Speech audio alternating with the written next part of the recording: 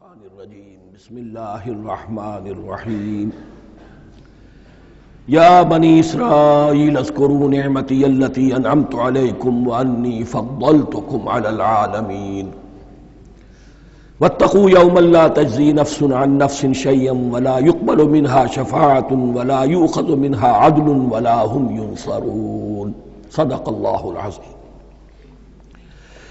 رب اشرح لی صدری ویسر لی امری واحلل عقدۃ من لسانی یفقہوا قولی۔ جیسا کہ میں نے عرض کیا تھا، سورہ بقرہ کے 5ویں رکوع سے اور 14ویں رکوع تک تو مسلسل، بلکہ 15ویں رکوع کی بھی پہلی 2 آیات شامل کرنی ہوں گی۔ یہ 10 رکوعوں سے 2 آیات زائد ہیں کہ جن میں خطاب کل کا کل بنی اسرائیل سے ہے۔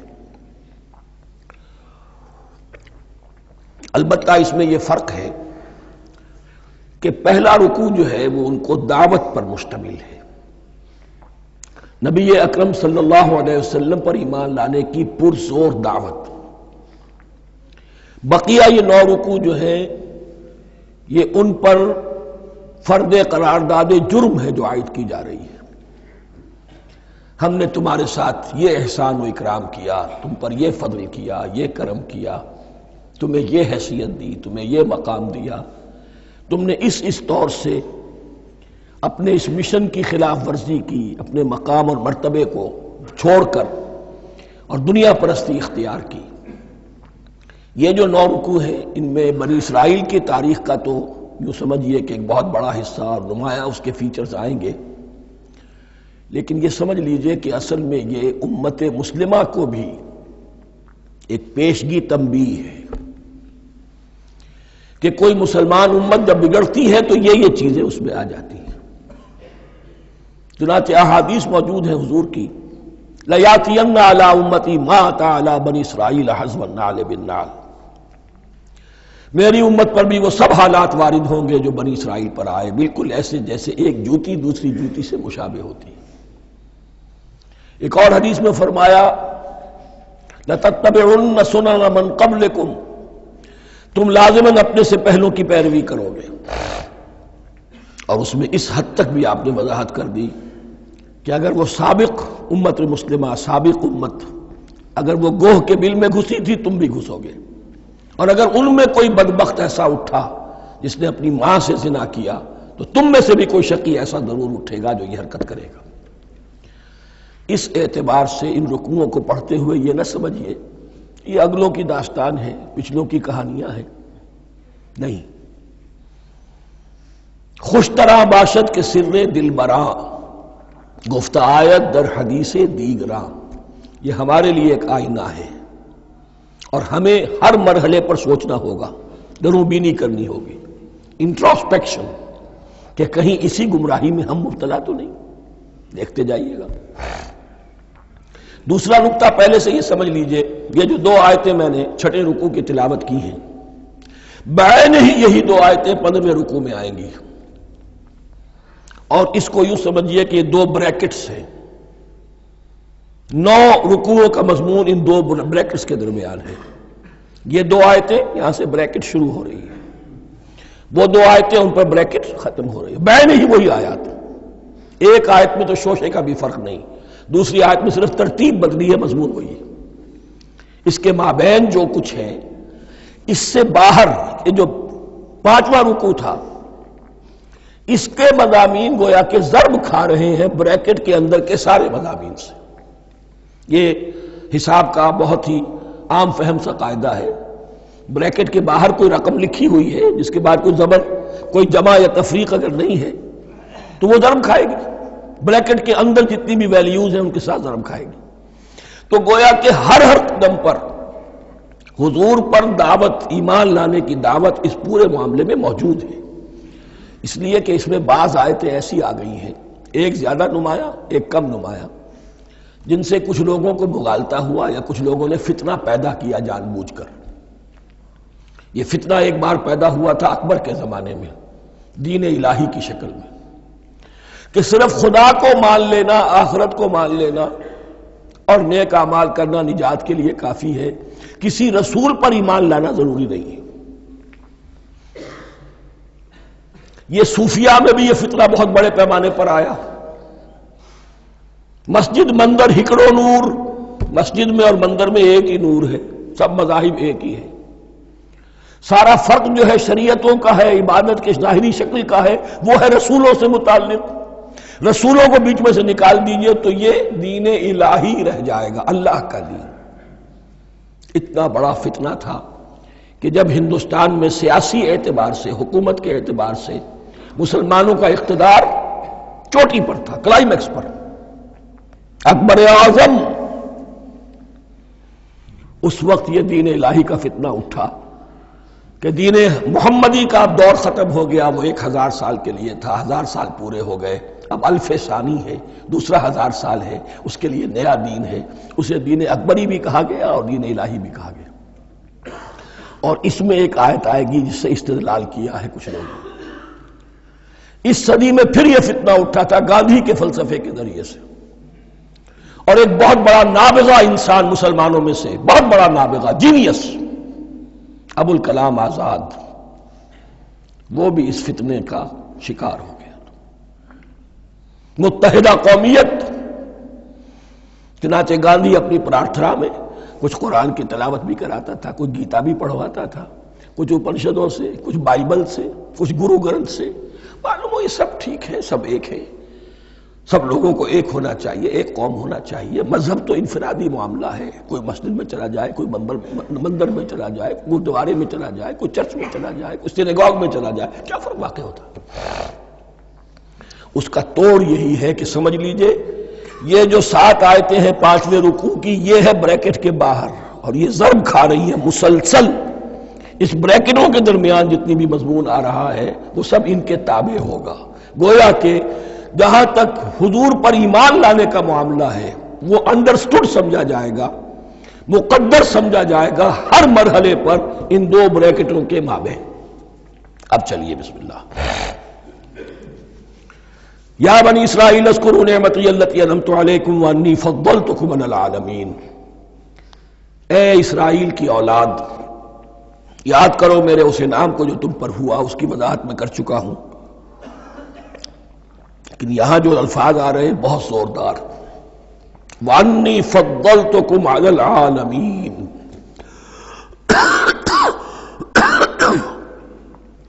میں نے تمہیں فضیلت عطا کی تمام جہانوں پر.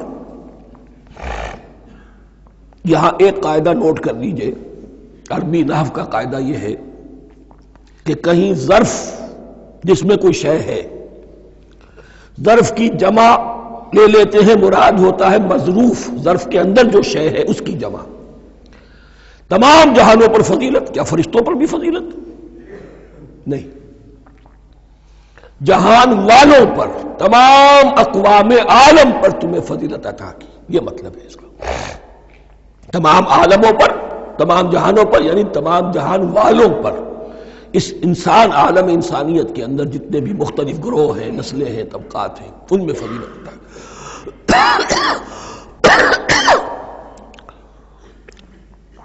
واتقوا یوما لا تجزی نفس عن نفس شیئا. میں عرض کر چکا ہوں، اب تیسری مرتبہ پھر عرض کر رہا ہوں، اصل شے آخرت، محاسبہ آخرت. یہ مستحضر ہوگا تو انسان سیدھا رہے گا. اس میں کمزوری آ جائے، ضعف آ جائے تو باقی ایمان باللہ، ایمان بالرسالت، یہ نہ معلوم کیا کیا شکلیں اختیار کر لیں. دیکھیے اس آیت کے اندر 4 اعتبارات سے محاسبہ آخرت کا زور ہے. واتقوا یوما، ڈرو اس دن سے، لا تجزی نفس عن نفس شیئا، جس دن کوئی جان کسی دوسرے کے کام نہ آ سکے گی. ولا يقبل منها شفاعہ، اور نہ کسی سے کوئی سفارش یا شفاعت قبول کی جائے گی. Categorical denial. ولا يؤخذ منها عدل، نہ کسی سے فدیہ قبول کیا جائے گا.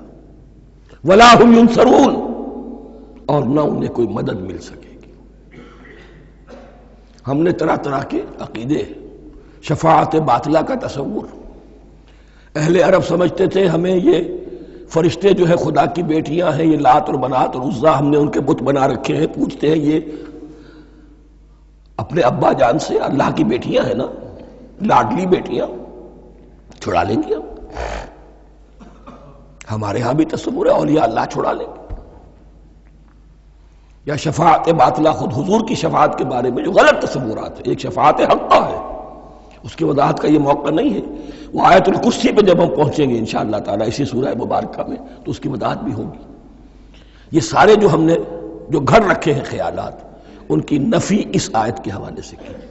وَاتَّقُوا يَوْمًا لَا تَجْزِي نَفْسٌ عَن نَفْسٍ شَيْئًا، کوئی انسان دوسرے انسان کے کام نہیں آ سکے گا۔ وَلَا يُقْبَلُ مِنْهَا شَفَاعَةٌ، کسی جان کی طرف سے کوئی سفارش قبول نہیں ہوگی۔ وَلَا يُؤْخَذُ مِنْهَا عَدْلٌ، نہ کوئی فدیہ قبول کیا جائے گا۔ وَلَا هُمْ يُنصَرُونَ، نہ انہیں کوئی مدد مل سکے گی۔ اب اس کے بعد اللہ تعالیٰ کے احسانات اور ان کی طرف سے جو ناشکریاں ہوئی ہیں ان کی بڑی تفصیل کے ساتھ اب بات چلے گی، تفصیل نہیں تیزی کے ساتھ۔ یہ واقعات کئی 100 برس کے ہیں، لیکن ایک تو یہ کہ ان کی تفاصیل مکی صورتوں میں آ گئی ہیں، سب سے زیادہ سورہ اعراف میں ملے گی، اور بھی کئی صورتوں میں آپ کو مل جائے گی۔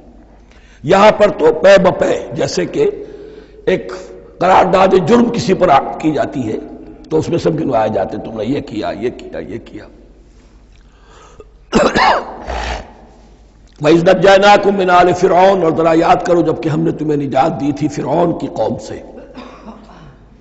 یسومونکم سوء العذاب، وہ تمہیں بدترین عذاب میں مبتلا کیے ہوئے تھے۔ یذبحون ابناءکم ویستحیون نساءکم، تمہارے بیٹوں کو ذبح کر ڈالتے تھے اور تمہاری عورتوں کو زندہ رکھتے تھے۔ عورتیں تو پھر ان کے کام آتی تھی، گھر میں کام کاج کے لونیاں بنتی تھی، گھروں میں ڈال لیتے تھے، لیکن لڑکوں کو، اور یہ 2 موقع پر ہوا ہے بنی اسرائیل کے ساتھ، یہ بعد میں انشاءاللہ اس کی تفصیل آئے گی۔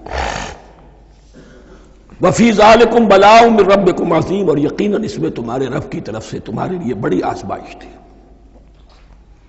وَإِذْ فَرَقْنَا بِكُمُ الْبَحْرَ، اور یاد کرو جب کہ ہم نے تمہارے لیے سمندر کو پھاڑ دیا یا دریا کو پھاڑ دیا۔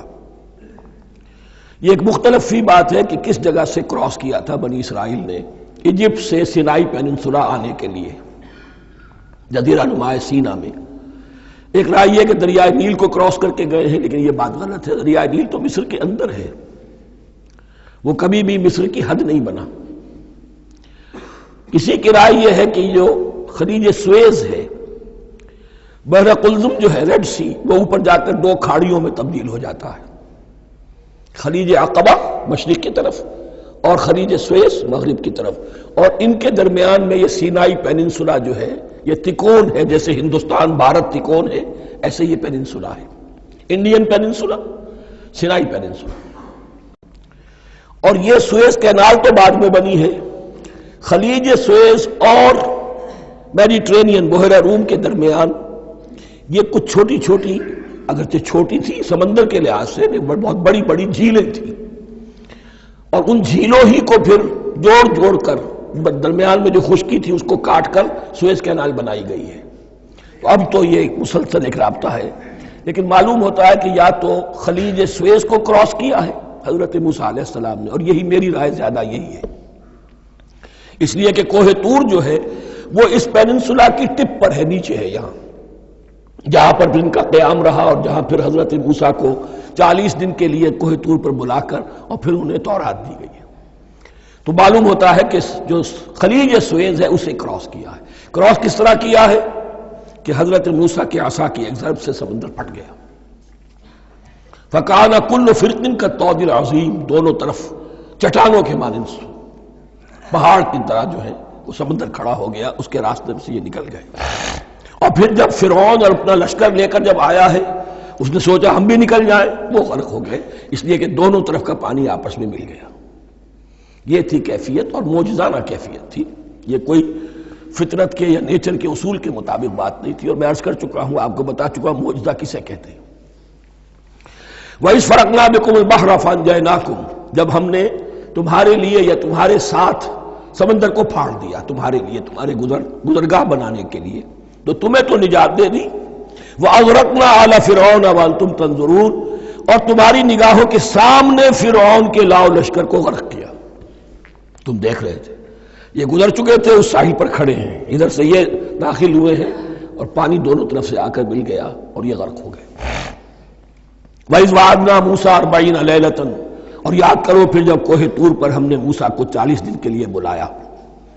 ثُمَّ اتَّخَذْتُمُ الْعِجْلَ، ان کی غیر حاضری میں تم نے بچھڑے کی پرستی شروع کر دی، اسے معبود بنا لیا، من بعدہ، اس کی غیر موجودگی میں، وَأَنْتُمْ ظَالِمُونَ، تم بہت بڑا ظلم تھا جس کا ارتکاب کیا۔ ان الشرک لظلم عظیم، عظیم ترین ظلم جو ہے وہ شرک ہے، اور شرک جلی کی یہ شکل کہ بچڑے کو پوج رہے۔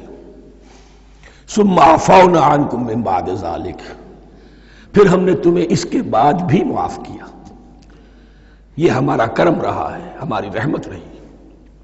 من بعد ذلک لعلکم تشکرون، تاکہ تم شکر کرو۔ وَإِذْ آتَيْنَا مُوسَى الْكِتَابَ وَالْفُرْقَانَ لَعَلَّكُمْ تَهْتَدُونَ، اور یاد کرو جب کہ ہم نے موسیٰ کو کتاب اور فرقان عطا فرمائی۔ یہ فرقان حق اور باطل کے درمیان فرق کر دینے والی چیز، اور کتاب عام طور پر جو آتا ہے وہ شریعت کے لیے آتا ہے، شریعت بھی دی، کتاب بھی دی، اور فرقان بھی دیا، لعلکم تہتدون، تاکہ تم ہدایت پاؤ۔ وَإِذْ قَالَ مُوسَىٰ لِقَوْمِهِ، اور یاد کرو جب کہ کہا تھا موسیٰ نے اپنی قوم سے، یا قوم انکم ظلمتم انفسکم باتخاذکم العجل، اے میری قوم کے لوگو، یقیناً تم نے اپنے اوپر بڑا ظلم کیا ہے بچڑے کو معبود بنا کر۔ فتوبوا الی بارئکم، پس توبہ کرو اپنے پروردگار، اپنے خالق کی جناب میں۔ باری، باری اللہ تعالیٰ ہے، باری۔ فاقتلوا انفسکم، تو قتل کرو اپنے آپ کو۔ یہ چیز جو ہے تورات میں تفصیل سے آئی ہے، قرآن میں نہیں ہے۔ اسی اعتبار سے میں نے آپ کو بتایا تھا کہ تورات کا مطالعہ اس اعتبار سے مفید ہے کہ بہت سے واقعات جن کا قرآن میں ذکر ہے، اجمالاً اشارہ ہے، اس کی تفصیل کے لیے ہمیں تورات سے رجوع کرنا پڑتا ہے، ورنہ یہ کہ اس آیت کا صحیح مفہوم واضح نہیں ہوگا۔ فاقتلوا انفسکم، اپنے آپ کو قتل کرو، کیا مانی؟ یہ قتل مرتد کی سزا ہے۔ وہاں معلوم ہوتا ہے کہ حضرت موسیٰ نے یہ حکم دیا، 12 قبیلے تھے، ہر قبیلے میں سے کچھ لوگوں نے یہ کفر اور شرک کیا، باقی لوگوں نے نہیں کیا۔ انہیں حکم دیا گیا کہ اپنے قبیلے کے لوگ ان کو قتل کریں جو ان کے قبیلے میں سے اس کفر کے مرتکب ہوئے۔ انفسکم سے مراد یہ اپنے قبیلے کے لوگوں کو تم قتل کرو، اس لیے کہ قبائلی زندگی جو ہوتی ہے آپ کو معلوم ہے، اس میں کوئی اور قبیلہ ہاتھ لگا دے تو قبائلی عصبیت بھڑک اٹھے گی۔ 70,000 یہودی قتل ہوئے، اس سے بڑی توبہ اور ممکن نہیں، اس سے بڑا پرج، کسی بھی آئیڈیولوجیکل پارٹی کے اندر پرج بہت ضروری ہوتا ہے۔ کچھ لوگ آ گئے ایک نظریے کو قبول کر کے، رفتہ رفتہ نظریہ اوجل ہو گیا، کچھ مفادات، کچھ چودراہٹیں یہ مقدم ہو گئی، اسی سے جماعتیں خراب ہوتی ہیں، غلط راستے پہ پڑ جاتی ہیں، تحریکیں بھٹک جاتی ہیں۔ تو آئیڈیولوجیکل پارٹی، نظریاتی جماعتیں پرج کرتی رہتی ہیں کہ جو بھی ہمارے نظریے سے ہٹ گئے اب ان کو ہم کاٹ کر علیحدہ کر دیں، اور یہی سے قتل مرتد۔ تو یہ چیز حدیث میں ہے یا پھر قرآن میں یہاں ہے، اس حوالے سے جو لوگ ہمارے ہاں بعض علماء بھی ہیں، جدید دانشور ہیں، جو قتل مرتد کی جو حد ہے اسلام میں اس کو تسلیم نہیں کرتے، لیکن میرے نزدیک یہ شریعت موسوی کا تسلسل ہے کہ شریعت موسوی کی جس شے کو بدلا نہ گیا ہو، جس کے بارے میں صراحتاً یہ معلوم نہ ہو کہ یہ شے تبدیل کر دی گئی، تو وہ شریعت محمدی کا جز بن گئی۔ زنا پر رجم کا معاملہ بھی یہی ہے، قرآن مجید میں رجم کی صریح آیت کوئی موجود نہیں ہے، حدیث میں ہے۔ قرآن مجید میں مرتد کے قتل کے لیے کوئی آیت موجود نہیں ہے، حدیث میں ہے، سنت میں ہے، اور دونوں کی کا جو منبع ہے وہ اصل میں تورات ہے۔ تو اس بات کو اچھی طرح نقل کر لیجئے، یہ جگہ اکثر لوگ جو ہیں یہاں بہت سرسری طور سے گزر جاتے ہیں، یہ بہت اہم ہے، اور اس کے لیے تورات کی طرف رجوع کیجئے۔ 70,000، 6 لاکھ کل تھے، جب یہ مصر سے نکلے ہیں 6 لاکھ تھے. کتنے عرصے کے بعد پیننسولا پہنچے ہیں، سینائی پیننسولا میں اور طور میں کچھ اور ان کی تعداد بڑھ گئی ہوگی، لیکن یہ کہ ان میں سے 70 لاکھ کو قتل کیا اپنے ہاتھوں سے. ہر قبیلے نے اپنے جو مرتد تھے ان کو اپنے ہاتھ سے قتل کیا. فَتُوبُوا إِلَىٰ بَارِئِكُمْ فَاقْتُلُوا أَنفُسَكُمْ ذَلِكُمْ خَيْرٌ لَكُمْ عِندَ بَارِئِكُمْ، یہی تمہارے لیے تمہارے رب کے نزدیک بہتر بات ہے. فَتَابَ عَلَيْكُمْ، تو اللہ نے تمہاری توبہ قبول کر لی. توبہ قبول کس طرح ہوئی؟ یہ تزکیہ ہوا ہے امت کا کہ ان میں سے جن لوگوں نے اتنی بڑی غلط حرکت کی ہے ان کو کاٹ کر، ذبح کر کے، ان کو قتل کر کے پھینک دیا گیا. انہ هو التواب الرحیم، یقیناً وہ تو ہے ہی بہت توبہ کا قبول فرمانے والا اور بہت رحم فرمانے والا. وَإِذْ قُلْتُمْ يَا مُوسَىٰ لَن نُّؤْمِنَ لَكَ حَتَّىٰ نَرَى اللَّهَ جَهْرَةً، ایک اور واقعہ ان کی تاریخ کا. اور یاد کرو جب کہ تم نے کہا تھا اے موسیٰ ہم تو تمہاری بات نہیں مانیں گے. ایمان کے بعد جب لام کا حرف آئے تو اس کے معنی صرف تصدیق کے ہوتے ہیں. لن نؤمن لک، ہم آپ کی بات کی تصدیق نہیں کریں گے حتی نر اللہ جہرتن، جب تک کہ ہم دیکھ نہ لیں اللہ کو عیانن. ہمیں کیا پتا اللہ نے یہ کتاب دی آپ کو، آپ تو لے کر آ گئے. ہمارے سامنے تو پتھر کی کچھ تختیاں ہیں، اس پہ کچھ لکھا ہوا، کس نے لکھا ہمیں کیا پتا. اب دیکھیے ایک حضرت موسیٰ کی خواہش تھی رب ارنی انظر الیک، وہ کچھ اور شے تھی. یہ تخریبی ذہن ہے جو یہ کہہ رہا ہے کہ ہم بھی چاہتے ہیں کہ اللہ کو اپنی آنکھوں سے دیکھیں اور معلوم ہو کہ واقعی اس نے یہ کتاب آپ کو دی ہے. فَأَخَذَتْكُمُ الصَّاعِقَةُ، تو تمہیں آپ پکڑا ایک بہت بڑی کڑک نے، ایک بہت بڑی کڑک ہوئی اور سب کے سب مردہ ہو گئے. وَأَنْتُمْ تَنظُرُونَ، تمہارے دیکھتے دیکھتے ایک کڑک نے تمہیں آ لیا. ثُمَّ بَعَثْنَاكُمْ مِنْ بَعْدِ مَوْتِكُمْ، پھر ہم نے تمہیں دوبارہ اٹھایا تمہاری موت کے بعد.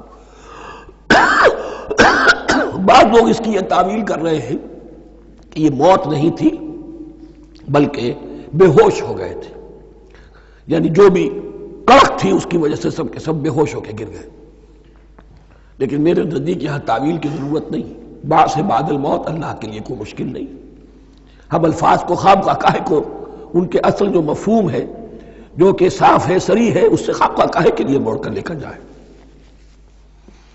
ثم بعثناکم من بعد موتکم لعلکم تشکرون، تاکہ تم شکر کرو.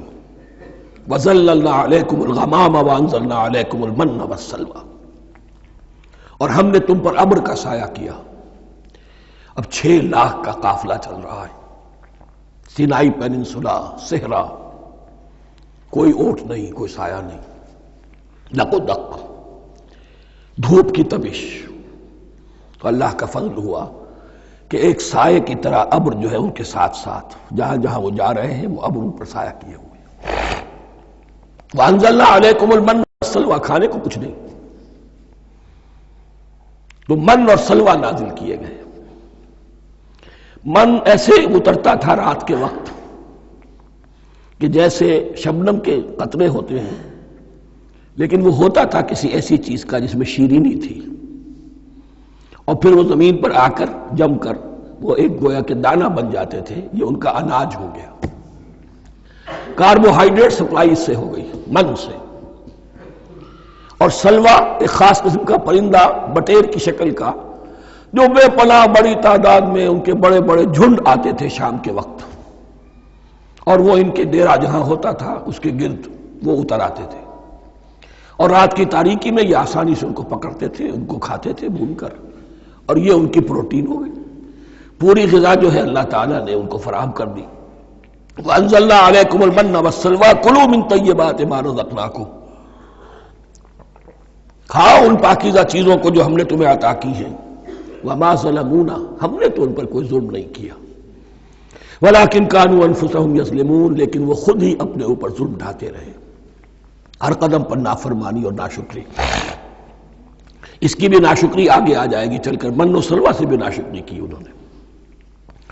وَإِذْ قُلْنَا ادْخُلُوا هَٰذِهِ الْقَرْيَةَ فَكُلُوا مِنْهَا حَيْثُ شِئْتُمْ رَغَدًا وَادْخُلُوا الْبَابَ سُجَّدًا وَقُولُوا حِطَّةٌ نَغْفِرْ لَكُمْ خَطَايَاكُمْ. اور یاد کرو جب کہ ہم نے تم سے کہا تھا اس شہر میں داخل ہو جاؤ اور پھر کھاؤ اس میں سے بافراغت جہاں سے چاہو جو چاہو، لیکن دیکھنا دروازے میں داخل ہونا جھک کر اور کہتے رہنا مغفرت مغفرت مغفرت، ہم تمہاری خطاؤں سے درگزر فرمائیں گے۔ اس آیت کو سمجھنے کے لیے ذرا تاریخی بات سمجھ لیجئے۔ صحرائے سینا میں آنے کے بعد اور یہ جو کتاب تورات انہیں مل گئی تھی، اس کے بعد حضرت موسیٰ علیہ السلام کے ہی زمانے میں انہیں جہاد اور قتال کا حکم ہوا۔ اس سے پوری قوم نے انکار کر دیا، یہ سورہ مائدہ میں آئے گا۔ اس پر اللہ تعالیٰ نے ایک سزا مسلط کر دی ان پر کہ 40 برس تک اسی صحرا میں بھٹکتے پھریں گے۔ اگر یہ ابھی قتال کرتے، جہاد کرتے، تو پورا فلسطین ان کے ہاتھ پر ابھی فتح کرا دیتے، لیکن چونکہ انہوں نے بزدلی دکھائی ہے، اب سزا یہ ہے فَإِنَّهَا مُحَرَّمَةٌ عَلَيْهِمْ 40 سَنَةً يَتِيهُونَ فِي الْأَرْضِ، اب 40 برس تک یہ اسی صحرا میں بھٹکتے پھریں گے، اور ارض فلسطین جو ان کے لیے ارض موعود تھی وہ ان پر حرام کر دی گئی 40 سال کے لیے۔ اس 40 سال کے عرصے میں حضرت موسیٰ کا بھی انتقال ہو گیا، حضرت ہارون کا بھی ہو گیا، اور اس عرصے میں ایک نئی نسل پیدا ہوئی۔ وہ جو غلامی کا داغ اٹھائے ہوئی نسل آئی تھی مصر سے، جن کے اندر مورل کیریکٹر جو ہے وہ بہت کمزور ہو جاتا ہے، غلامی کا یہ اثر ہوتا ہے۔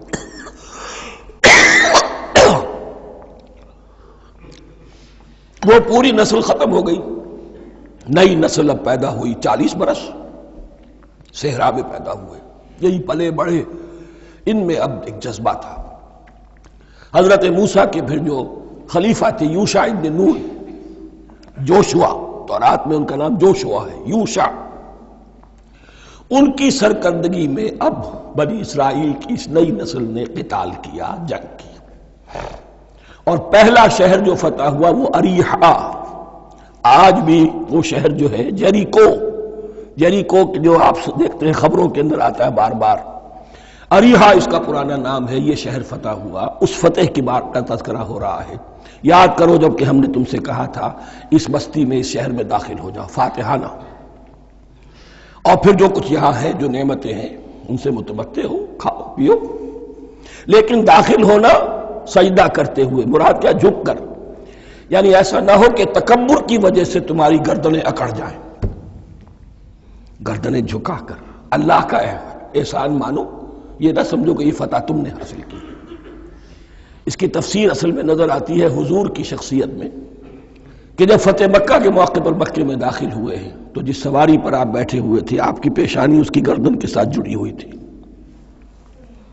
یہ وقت ہوتا ہے جب کہ تکبر اور تعلی، فاتح کی حیثیت سے آنا، اور بندہ مومن کے لیے یہی وقت ہے تواضع کا، جھکنے کا۔ وَقُولُوا حِطَّةٌ، حتیٰ یحط کہتے ہیں جھاڑ دینے کو، تو اس کے معنی کیا ہے؟ اے اللہ ہمارے گناہ جھاڑ دے، مغفرت، اے اللہ ہمیں مغفرت، ہماری مغفرت فرما، جو خطائیں ہو گئی بخش دے۔ قولوا حِطَّةٌ، تمہاری زبان پر استغفار ہونا چاہیے، تمہاری گردنیں جھکی ہوئی ہونی چاہیے۔ نغفر لکم خطایاکم، اگر تم اس پر عمل کرو گے ہم تمہاری خطائیں جو ہیں انہیں معاف فرما دیں گے۔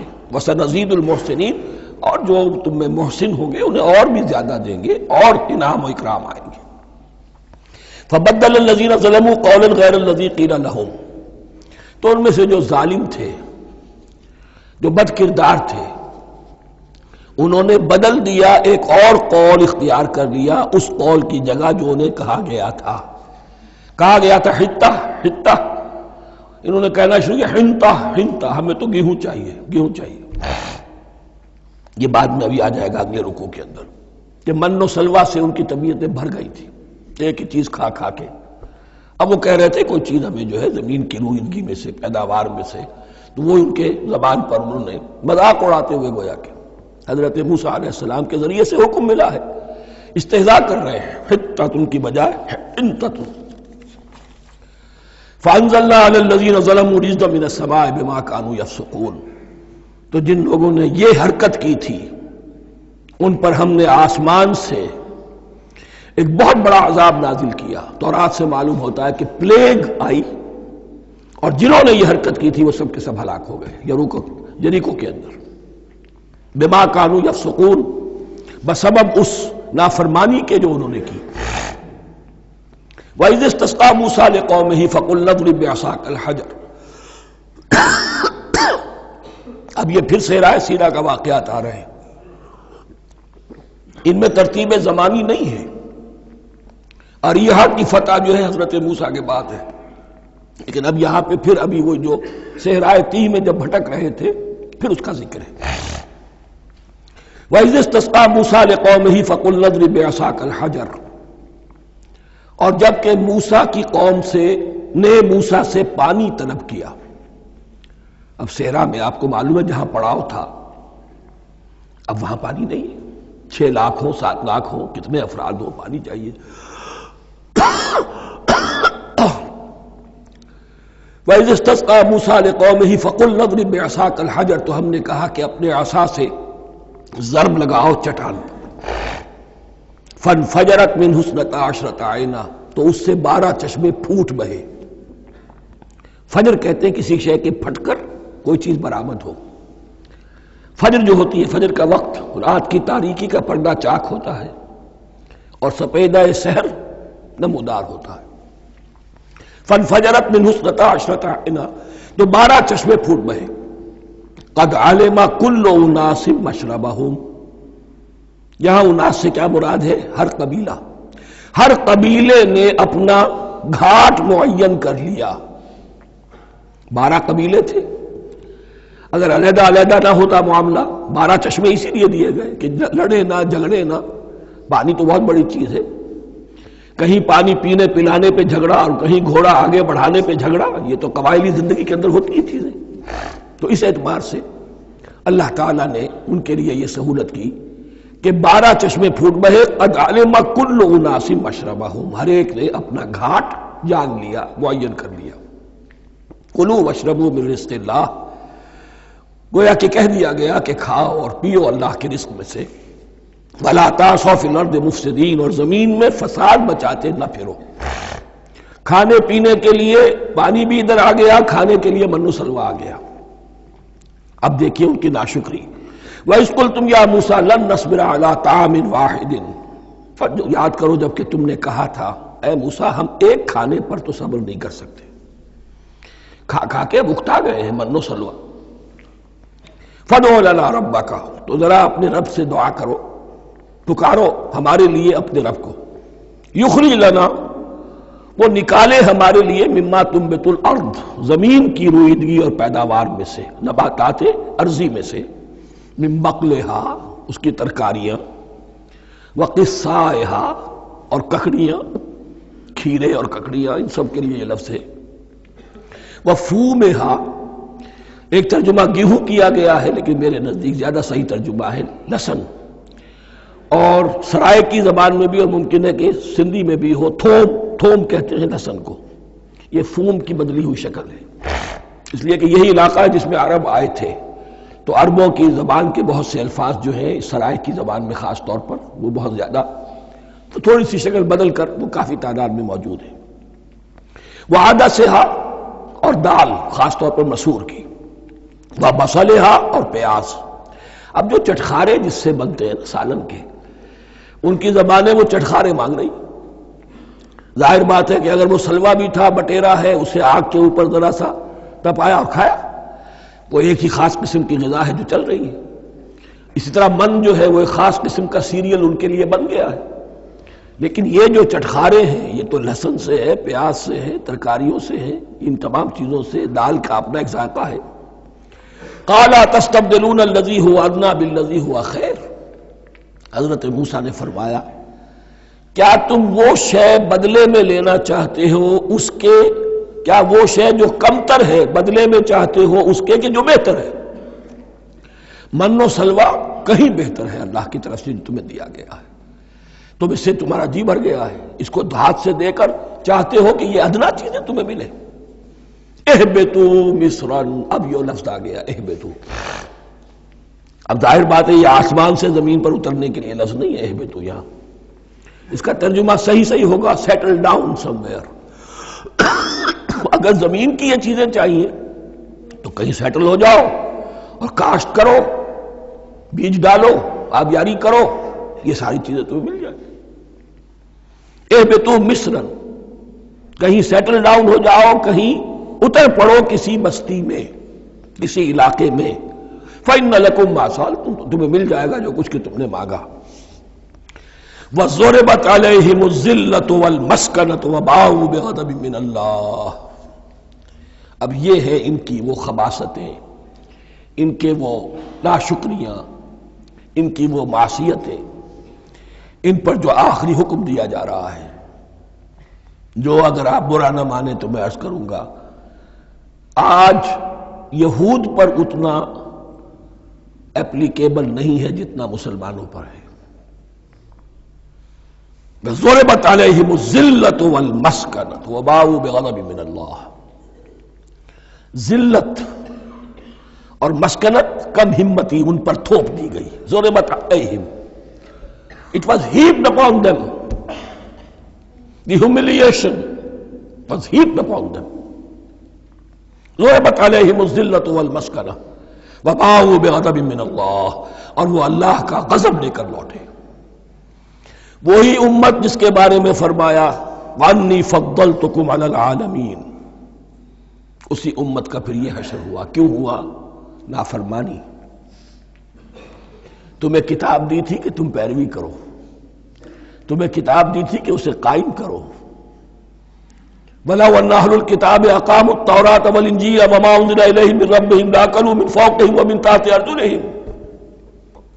اگر یہ تورات اور انجیل کو قائم کرتے، نافذ کرتے، تو نعمتیں زمین بھی اگلتی، ان کے قدموں کے نیچے سے نعمتیں جو ہیں وہ پھوٹتی، اور ان کے سروں کے اوپر سے بھی بارش ہوتی نعمتوں کی۔ لیکن اگر تم نے اس کو چھوڑ کر اپنی خواہشات، اپنے نظریات، اپنے خیالات، اپنا تمرد، اپنی سرکشی، اپنی حاکمیت، اپنی مصلحتیں، اپنی عقل، اس کو بالا تر کیا، تو پھر جو قوم اللہ کے قانون کی، اللہ کی ہدایت کی، اللہ کی کتاب کی امین ہوتی ہے دنیا میں، وہ اللہ کی ریپرزنٹیٹو ہوتی ہے، نمائندہ ہوتی ہے۔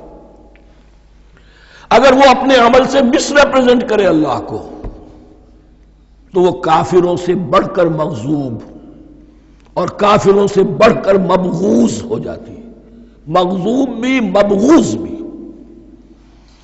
کافروں کو تو دین پہنچانا تمہارے ذمہ تھا، تم نے دین ان کو کیا پہنچانا تھا، تم تو خود دین سے منحرف ہو گئے۔ آج اس جگہ پر امت مسلمہ کھڑی ہے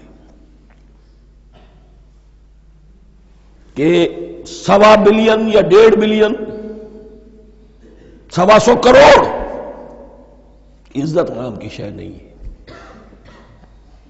کہ عزت نام تھا جس کا گئی تیمور کے گھر سے، سارے معاملات دنیا کے G7 G15 کے ہاتھ میں ہیں، سیکیورٹی کونسل اس کے پرماننٹ ممبر کا ویٹو ہے، اور نہ سیکیورٹی کونسل میں اور نہ کہیں کسی G7 میں، نہ G9 میں، نہ G15 میں کوئی مسلمان ملک نہیں۔ کس نمی پرست کی بھیا کیستی، ہماری اپنی پالیسیز کہیں اور طے ہوتی ہیں، ہمارے اپنے بجٹ کہیں اور بنتے ہیں، ہماری صلح اور جنگ کسی اور کے اشارے سے ہوتی ہے، ریموٹ کنٹرول، یہ ذلت اور مسکنت۔ ہم کہتے ہیں ہماری شہرگ ہے کشمیر، اور جنگ کرنے کو تیار نہیں ہے۔ یہ خوف نہیں تو کیا ہے، یہ مسکنت نہیں تو کیا ہے؟ اگر اللہ پر یقین ہو اور اپنے حق پر یقین ہو تو اگر شہر دوسرے کے قبضے میں ہے تو ہمت کرو، یا تخت یا تختہ، لیکن نہیں۔ آپ کے ریڈیو پر، ٹیلی ویژن پر خبریں آتی رہیں کہ اتنی مسلمانوں کے ساتھ یہ کر دیا، اتنی مسلمان عورتوں کی بے حرمتی کر دی، لیکن یہاں ہم بیٹھے ہوئے اپنے اپنے دھندوں میں، اپنے اپنے کاروبار میں، اپنی اپنی ملازمتوں میں، اپنے اپنے کیریئرز میں، دنیا میں کیا کچھ ہو رہا ہے۔ بہرحال اس وقت یہ جو ہے، میں نے جیسا کہ عرض کیا تھا کہ یہ ہے تاریخ بنی اسرائیل کی، لیکن خوشترا باشد کے سر دل براں، گفت آیت در حدیث دیگراں، یہ ہمارا نقشہ ہے آج اس آیت میں۔ ضربت علیہم الذلۃ والمسکنۃ وباؤوا بغضب من اللہ۔ اور یہ کیوں؟ ذالک بانہم کانوا یکفرون بآیات اللہ، یہ اس لیے کہ وہ اللہ کی آیات کا انکار کرتے رہے، وَيَقْتُلُونَ النَّبِيِّينَ بِغَيْرِ الْحَقِّ، اللہ کے نبیوں کو ناحق قتل کرتے رہے۔ ہمارے ہاں بھی مجددین امت میں سے کتنے ہیں جو جیلوں میں ڈالے گئے، جن کو ایسی ایسی مار پڑی ہے کہ کہا جاتا ہے کہ ہاتھی کو بھی وہ مار پڑتی تو برداشت نہ کرتا۔ احمد ابن حنبل کے ساتھ کیا ہوا؟ ابو حنیفہ جیل میں انتقال کیا، امام مالک کے کندھے کھینچ دیے گئے، اتار دیے گئے، منہ کالا کر کے اور اونٹ پر بٹھا کر پھرایا گیا۔ امام دار الہجرہ شیخ احمد سرہندی جیل میں رہے، سید احمد بریلوی اور ان کے ساتھیوں کو خود مسلمانوں نے تہہ تیغ کیا ہے۔ بہرحال یہ داستانیں ہیں، اب نبی تو کوئی نہیں آئے گا، ان کے ہاں نبی تھے، ہمارے ہاں مجددین ہیں، علماء حق ہیں، جیسے کہ حدیث بھی ہے علماء امتی کا انبیاء بنی اسرائیل، تو جو انہوں نے انبیاء کے ساتھ کیا ہم نے مجددین اور علماء کے ساتھ کیا۔ ذالک بما عصوا وکانوا یعتدون، اور یہ ہوا ان کی نافرمانیوں کی وجہ سے اور حد سے تجاوز کرنے کی وجہ سے۔ اللہ تعالیٰ تو ظالم نہیں ہے، اللہ نے تو اونچا مقام دیا تھا، ہمیں بھی خیر امت قرار دیا، کنتم خیر امت اخرجت للناس تأمرون بالمعروف وتنہون عن المنکر وتؤمنون باللہ۔ اب اگر ہم نے وہ اپنا مشن چھوڑ دیا تو ذلت اور مسکنت وہ ہمارا مقدر بن گئی۔ اللہ کا قانون اور اللہ کا عدل بے لاگ ہے، وہ فرام امہ ٹو امہ چینج نہیں ہوتا۔ سنت اللہ جو ہے لن تجد لسنت اللہ تحویلا ولن تجد لسنت اللہ تبدیلا، اللہ کی سنت بدلتی نہیں۔ بنی اسرائیل کا جو حشر ہوا آج وہ ہمارا ہو رہا ہے۔ بہرحال اس پر میری جو کتاب ہے سابق اور موجودہ مسلمان امتوں کا ماضی حال اور مستقبل، اس کا مطالعہ کیجیے۔ اب آ گئی وہ آیت کہ جس سے استدلال کیا گیا ہے کہ ایمان بالرسالت نجات کے لیے ضروری نہیں ہے۔ ان الذین آمنوا والذین ہادوا والنصارى والصابئین من آمن باللہ والیوم الآخر وعمل صالحا فلہم اجرہم عند ربہم ولا خوف علیہم ولا ہم یحزنون۔ یقیناً جو لوگ ایمان لائے، اور اس سے مراد ہے جو ایمان لائے حضور پر، محمد پر صلی اللہ علیہ وسلم، والذین ہادوا، اور جو یہودی ہو گئے، والنصارى، اور نصرانی، والصابئین، اور صابی وہ لوگ تھے عراق کے علاقے میں رہتے تھے جو کہتے تھے کہ ہم دین ابراہیمی پر ہیں، لیکن ان کے ہاں بھی بہت کچھ بگڑ گیا تھا، جیسے حضرت ابراہیم کی نسل حضرت اسماعیل کی نسل بگڑ گئی تھی تو اس طرح وہ بھی بگڑ گئے تھے، ستارہ پرستی زیادہ تر ان کے ہاں تھی۔ من آمن باللہ والیوم الآخر، جو کوئی بھی ایمان لایا اللہ پر اور یوم آخر پر، وعمل صالحا، اور اس نے عمل کیے اچھے، فلہم اجرہم عند ربہم، تو ان کے لیے محفوظ ہے ان کا اجر ان کے رب کے پاس، ولا خوف علیہم ولا ہم یحزنون، اور نہ ان پر کوئی خوف ہوگا اور نہ وہ کسی حزن سے دوچار ہوں گے۔ ظاہر الفاظ کے اعتبار سے دیکھیے کہ یہاں ایمان بالرسالت کا ذکر نہیں ہے۔ ویسے تو اگر کوئی اس سے یہ غلط استدلال کرتا ہے تو اس کا پہلا جو اصولی جواب ہے وہ تو یہ ہے کہ ایسی حدیثیں بھی موجود ہیں، من قال لا الہ الا اللہ دخل الجنہ، تو اس کے کیا معنی ہے؟ صرف کہنے سے جنت میں داخل ہو جائیں گے، کسی عمل کی ضرورت نہیں؟ جواب یہ دیا جائے گا پورے قرآن کو سامنے رکھو، پورے حدیث کے ذخیرے کو سامنے رکھو، کسی ایک جگہ سے کوئی ایک نتیجہ نکال دینا وہ صحیح نہیں۔ لیکن اس کے علاوہ وہ اصول جو میں بیان کر چکا ہوں کہ یہ سلسلہ شروع کہاں سے ہوا ہے، 5واں رکوع، وَآمِنُوا بِمَا أَنزَلْتُ مُصَدِّقًا لِمَا مَعَكُمْ وَلَا تَكُونُوا أَوَّلَ كَافِرٍ بِهِ، انہیں ایمان کی زوردار دعوت سے تو یہ ساری بات شروع ہوئی ہے۔ اب فصاحت اور بلاغت کا یہ تقاضا ہے کہ بار بار اس کو دہرایا نہ جائے، وہ بات انڈرسٹوڈ رہے گی، مقدر رہے گی، سمجھی جائے گی کہ ہر جگہ پر وہ موجود ہے، اس لیے کہ ساری گفتگو ہو رہی ہے اسی کے حوالے سے۔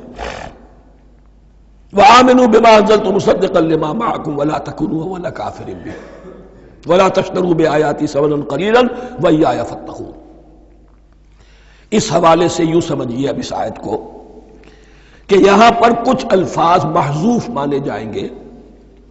ان الذین آمنوا والذین ہادوا والنصارى والصابئین من آمن باللہ والیوم الآخر وعمل صالحا فی ایامہم فلہم اجرہم عند ربہم ولا خوف علیہم ولا ہم یحزنون.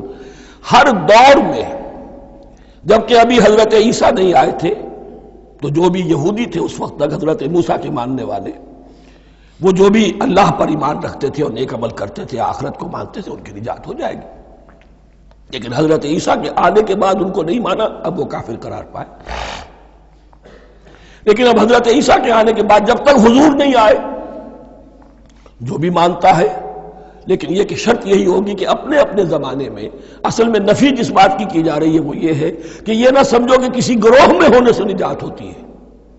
نجات کسی گروہ میں ہونے کی وجہ سے نہیں ہے، نجات کی بنیاد ایمان اور عمل صالح ہے. کسی رسول پر ایمان لانا اپنے دور کے رسول پر وہ تو لازم ہے، لیکن یہ ہے کہ اس پر ایمان تو لے آئے اور وہ عمل صالح نہیں ہے تو نجات نہیں ہوگی.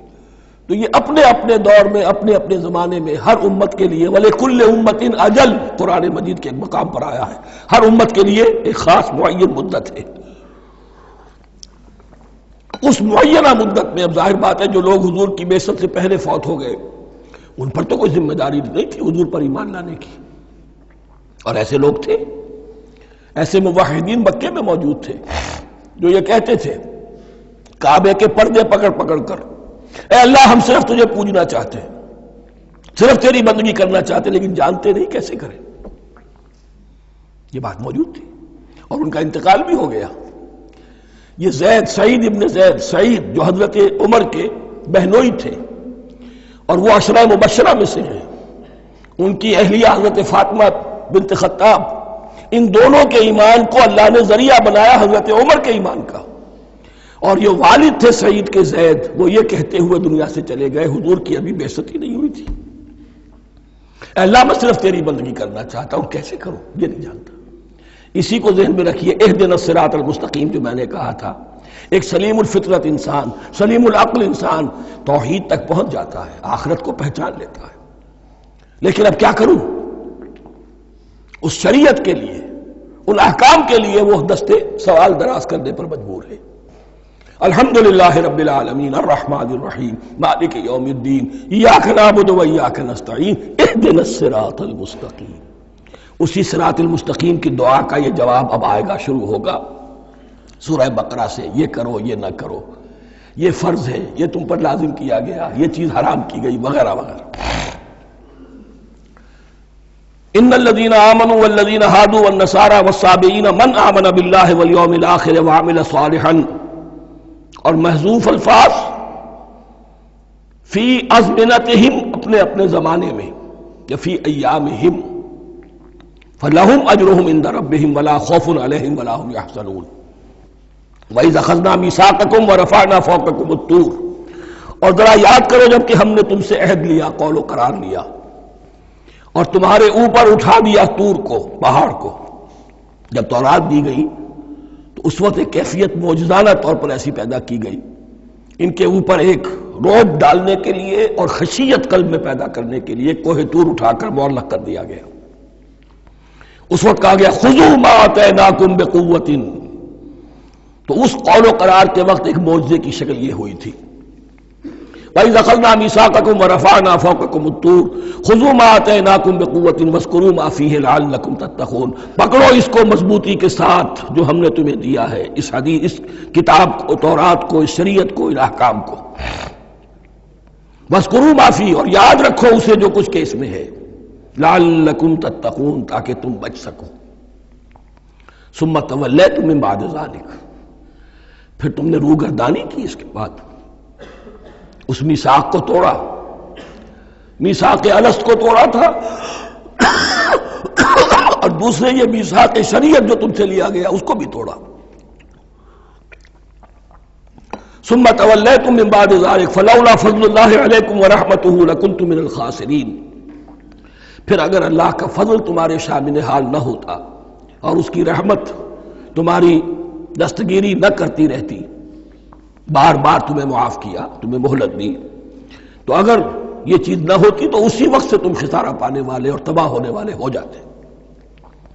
وَلَقَدْ عَلِمْتُمُ الَّذِينَ اعْتَدَوْا مِنْكُمْ فِي السَّبْتِ، اور تمہیں خوب معلوم ہے تم میں سے وہ لوگ جنہوں نے سبت کے قانون کو توڑا، حد سے تجاوز کیا۔ یہ واقعہ تفصیل کے ساتھ سورہ اعراف میں آئے گا کہ ان کی شریعت میں ہفتے کا روز معین کر دیا گیا تھا، کوئی دنیاوی کام نہیں ہوگا۔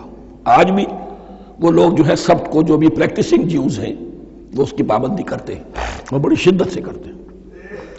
لیکن ایک زمانے میں ایک خاص ان کا قبیلہ تھا کہ جس نے ایک بڑے ہی شرعی ہیلہ ایجاد کر کے اس قانون کی دھجیاں بکھیری۔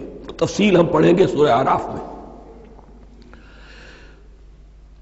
وَلَقَدْ عَلِمْتُمُ الَّذِينَ اعْتَدَوْا مِنْكُمْ فِي السَّبْتِ، تو تمہارے علم میں ہے تمہارے وہ لوگ کہ جنہوں نے سبت کے قانون کے ضمن میں خلاف ورزی کی۔ فَقُلْنَا لَهُمْ كُونُوا قِرَدَةً خَاسِئِينَ، تو ہم نے کہہ دیا ان کو کہ ہو جاؤ ذلیل بندر۔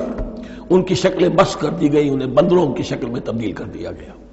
فَجَعَلْنَاهَا نَكَالًا لِمَا بَيْنَ يَدَيْهَا، پھر ہم نے اس واقعے کو یا اس بستی کو ایک بنا دیا مثال، لوگوں کے لیے ان کی عبرت کے سامان بنا دیا، ان کے لیے بھی جو سامنے موجود تھے اس زمانے کے لوگ، اور ان کے لیے بھی جو بعد میں آنے والے تھے۔ وَمَوْعِظَةً لِّلْمُتَّقِينَ، اور اسے ایک نصیحت، ایک سبق آموزی کی بات بنا دیا اہل تقویٰ کے لیے۔ وَإِذْ قَالَ مُوسَىٰ لِقَوْمِهِ إِنَّ اللَّهَ يَأْمُرُكُمْ أَن تَذْبَحُوا بَقَرَةً، اور یاد کرو جب کہ موسیٰ نے اپنی قوم سے کہا یقیناً اللہ تمہیں حکم دیتا ہے کہ گائے کو ذبح کرو۔ یہ واقعہ میں پہلے آپ کو بتا دوں، پھر ہم یہ آیات تیزی سے پڑھ لیں گے۔ بنی اسرائیل میں ایک شخص قتل ہو گیا، عامیل نامی، اور قاتل کا پتہ نہیں چل رہا تھا۔ اللہ تعالیٰ نے حضرت موسیٰ کے ذریعے سے حکم دیا کہ ایک گائے کو ذبح کرو اور اس کے جسم کے ایک ٹکڑے سے اس مردے کو چھوؤ، وہ جی اٹھے گا اور وہ بتا دے گا میرا قاتل کون ہے۔ اب یہ کہ یہ معجزات کی شکل ہے جو بار بار آ رہے ہیں، اور سابق اس امت کے اندر معجزات کا آپ کو بہت عمل دخل ملے گا۔ اس میں ایک تو یہ کہ گائے کو ذبح کرنا، وہ گائے کے تقدس کا جو ان کے دل میں ذہن میں تھا، تو ذبح کرنے سے اس کے اوپر بھی گویا کہ ایک تلوار چلائی گئی، اور پھر انہیں دکھا بھی دیا گیا کہ ایک آدمی زندہ بھی ہو سکتا ہے، بعد سے بعد الموت کا بھی ایک نقشہ دکھا دیا گیا انہیں۔ لیکن انہیں جب یہ حکم ملا اور ان کے دلوں کے اندر وہ بچڑے کی اور گائے کی تقدیس جو ہے وہ پلی ہوئی تھی، اب انہوں نے سوال کر کے کسی طریقے سے بچنے کے لیے مین بیک نکالی، کیسی گائے ہو، کیا رنگ ہو، کس طرح کی ہو، کس عمر کی ہو۔ بالآخر یہ کہ جب ہر طرف سے گھیراؤ ان کا ہو گیا اور سب چیزیں جو ہیں ان کے سامنے واضح کر دی گئیں، تب انہوں نے یوں سمجھیے چاروں ناچار بادل ناخواستہ اس حکم پر عمل کیا۔ بس اب ترجمہ کر لیجئے۔ وَإِذْ قَالَ مُوسَىٰ لِقَوْمِهِ إِنَّ اللَّهَ يَأْمُرُكُمْ أَن تَذْبَحُوا بَقَرَةً، اور یاد کرو جب کہ موسیٰ نے کہا اپنی قوم سے کہ اللہ حکم دیتا ہے تمہیں کہ گائے کو ذبح کرو۔ قَالُوا أَتَتَّخِذُنَا هُزُوًا، انہوں نے کہا کہ آپ ہمارے ساتھ کوئی ٹھٹھا کر رہے ہیں، مذاق اڑا رہے ہیں، یہ کیا بات آپ کہہ رہے ہیں؟ قَالَ أَعُوذُ بِاللَّهِ أَنْ أَكُونَ مِنَ الْجَاهِلِينَ، فرمایا میں اللہ کی پناہ طلب کرتا ہوں اس سے کہ میں جاہلوں میں سے ہو جاؤں، کہ میں ان دین کے معاملات کے اندر استہزاء اور تمسخر کو شامل کر دوں۔ قالوا ادع لنا ربك يبين لنا ما هي، اب انہوں نے کہا اچھا ایسی بات ہے تو ذرا اپنے رب سے دعا کیجئے کہ وہ ہم پر واضح کر دے کہ وہ کیسی ہو۔ قال انه يقول، حضرت موسیٰ نے فرمایا، اللہ تعالیٰ فرماتا ہے انها بقرۃ لا فارض ولا بکر، وہ ایک ایسی گائے ہونی چاہیے کہ جو نہ بوڑھی ہو نہ بالکل بچھیا ہو، عوان بین ذالک، ان کے بین بین ہو۔ فَفَعَلُوا مَا تُؤْمَرُونَ، تو اب کر گزرو جو تمہیں حکم دیا گیا۔ قَالُوا ادْعُ لَنَا رَبَّكَ يُبَيِّن لَنَا مَا لَوْنُهَا، اب انہوں نے پھر کہا ذرا ایک دفعہ اور دعا کیجئے اپنے رب سے، وہ ہمیں بتا دے اس کا رنگ کیسا ہونا چاہیے۔ قال انه يقول انها بقرة صفراء فاقع لونها تسر الناظرين، فرمایا اللہ فرماتا ہے کہ وہ گائے ایسی ہونی چاہیے زرد رنگ، شوخ رنگ، شوخ زرد رنگ کی، چمکیلی، جو دیکھنے والوں کو خوب اچھی لگے، پسند آئے، دل میں کھپ جانے والی۔ اب جو زیادہ سے زیادہ ان کے ہاں مقدس سمجھے جاتے تھے گائے، رفتہ رفتہ سوال کر کے اگر پہلے ہی حکم پر وہ کر دیتے تو کسی بھی گائے کو ذبح کر دیتے، لیکن یہاں گھیراؤ ان کا ہو رہا ہے کہ جس کی تقدس کا ان کے ذہن میں زیادہ سے زیادہ تاثر ہے اسی کو واضح کیا جائے۔ قالوا ادع لنا ربک یبین لنا ما ہی، پھر انہوں نے کہا پھر ذرا اللہ سے دعا کیجئے اور وہ ہمیں یہ بتائے کہ وہ کیسی ہو۔ ان البقرہ تشابہ علینا، یقیناً ہم کچھ شبہ میں پڑ گئے ہیں، یہ گائے کا معاملہ مشتبہ ہو گیا ہے ہم پر۔ قال انہ یقول، فرمایا اللہ فرماتا ہے انہا بقرۃ لا ذلول تثیر الارض ولا تسقی الحرث، وہ ایک ایسی گائے ہونی چاہیے کہ جو کوئی جس سے مشقت نہ لی جاتی ہو، نہ وہ ہل جوتتی ہو اور نہ وہ رہٹ کا پانی کھینچتی ہو۔ تسیر الارض، نہ تو وہ زمین کو جوتنے میں ہل چلانے میں کام میں لی جائے، ولا تسقی الحرث، اور نہ کھیتی کو پانی پلانے کے لیے وہ پانی کھینچنے میں استعمال کیا جائے۔ مسلمتن، اور پوری سالم ہونی چاہیے، یک رنگ، لا شیۃ فیہا، اس میں کسی دوسرے رنگ کا کوئی داغ تک نہ ہو۔ اب کیا کرتے، گھیراؤ میں آ گئے۔ قالوا الآن جئت بالحق، کہا انہوں نے کہ ٹھیک ہے اب تو آپ نے بات جو ہے پوری طریقے سے واضح کر دی۔ فذبحوها وما كانوا يفعلون، تب انہوں نے اس کو ذبح کیا اور وہ کرنے والے نہیں تھے، دل میں نہیں تھا، بادل ناخواش تھا۔ اب دیکھیے یہاں ترتیب ذرا واقعے کی جو ہے مختلف ہو گئی ہے۔ جو اس ذبح بقرہ کا سبب تھا وہ بعد میں بیان ہو رہا ہے یہاں، تورات میں چونکہ واقعات کو اس طریقے سے بیان کیا ہے لہذا وہاں ترتیب دوسری ہے۔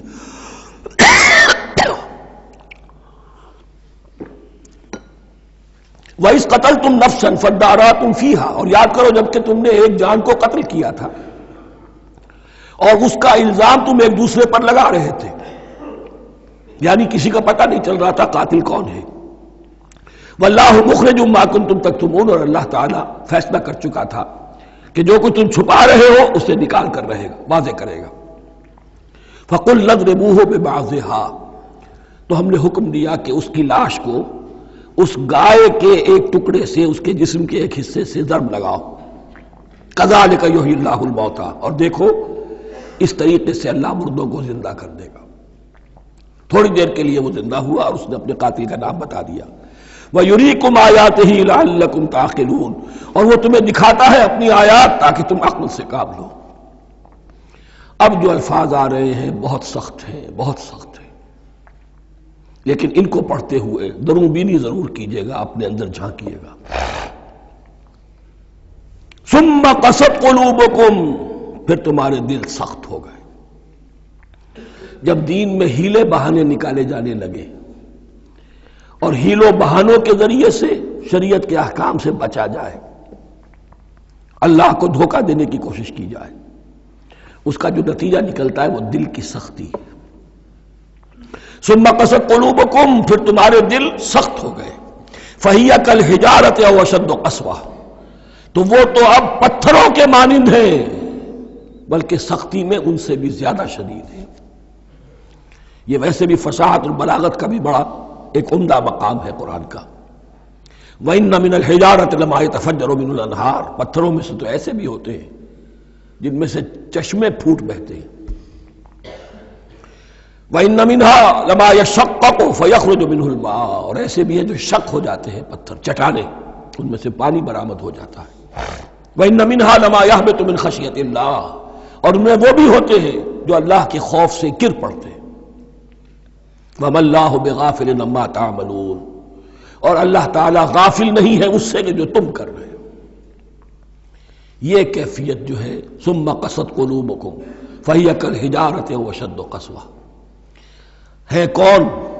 یا بنی اسرائیل اذکروا نعمتی التی انعمت علیکم وانی فضلتکم علی العالمین، جن پر 1400 برس ایسے گزرے کہ کوئی لمحہ ایسا نہ تھا کہ نبی موجود نہ ہو، جنہیں 3 کتابیں دی گئیں،